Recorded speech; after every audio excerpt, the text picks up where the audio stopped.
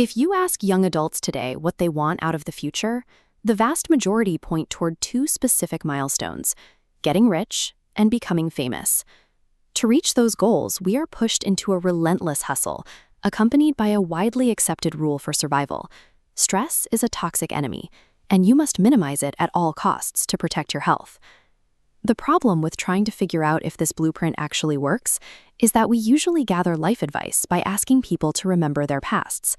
Human hindsight is notoriously creative, and we forget vast amounts of what actually happens to us along the way. There is a more rigorous way to find out what works. Researchers use longitudinal studies, projects that track thousands of human lives in real time, observing people from their teenage years all the way into old age to see how their choices play out. Curious tone.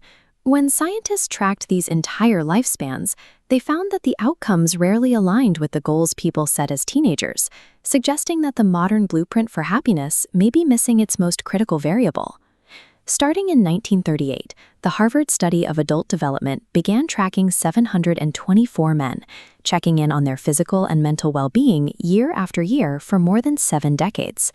The researchers followed participants from vastly different starting lines, ranging from Harvard College sophomores to boys growing up in Boston's poorest, most disadvantaged neighborhoods.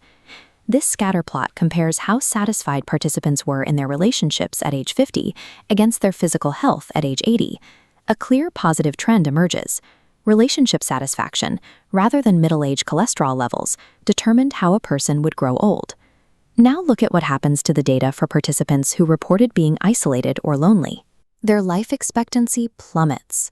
The experience of loneliness is biologically toxic, directly accelerating brain decline and causing physical health to deteriorate much earlier in midlife.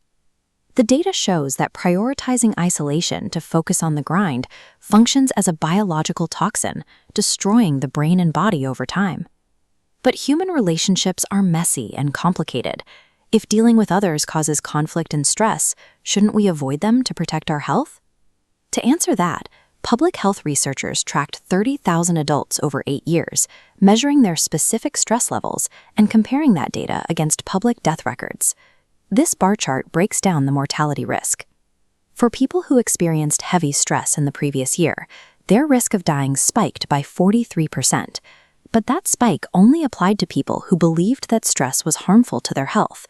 Take a look at this new column on the right. People who experienced high stress but did not view that stress as harmful actually had the lowest risk of dying out of anyone in the entire study, even lower than those who experienced very little stress. This shift in perspective has massive physical consequences.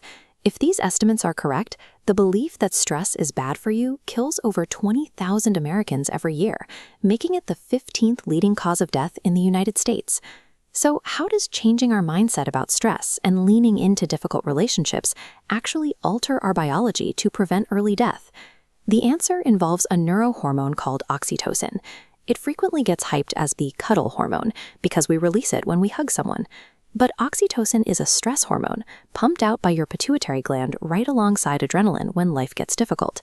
Biologically, it acts as a behavioral nudge. Instead of letting you bottle up anxiety, oxytocin fine-tunes your brain's social instincts. It makes you crave physical contact and motivates you to seek out social support. Once it is released through that social contact, the hormone goes to work on your cardiovascular system. It acts as a natural anti-inflammatory, actively helping heart cells regenerate and heal from stress-induced damage.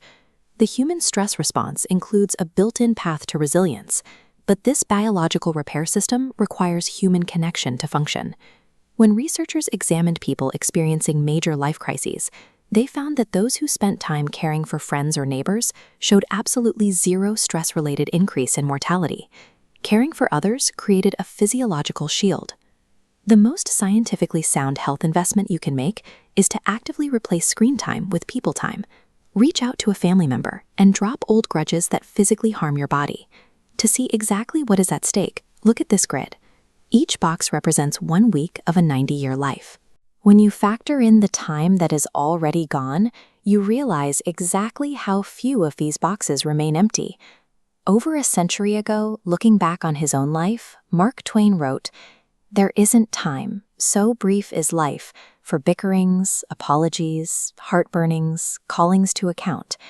There is only time for loving, and but an instant, so to speak, for that. We face endless pressure to secure wealth, chase visibility, and eliminate all discomfort from our days. But after decades of tracking human lifespans, the science proves that a good life is built entirely with good relationships.